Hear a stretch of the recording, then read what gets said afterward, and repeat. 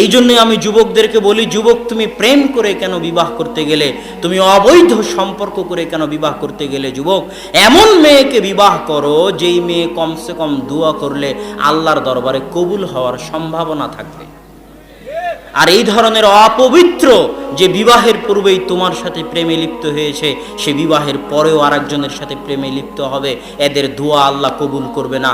তোমার সন্তানের জন্য দোয়া করার মতো স্ত্রী যদি তুমি বাছাই না করতে পারো, তোমার সন্তান যখন বিপদে পড়বে তখন যায় নামাজ বিছিয়ে আল্লাহর দরবারে হাত পেতে কান্দাকাটি করার মতো স্ত্রী যদি বাছাই না করতে পারো, তাহলে যুবক তোমার জীবনের 16 আনাই বৃথা, তোমার জীবনের পুরোটাই মিছে।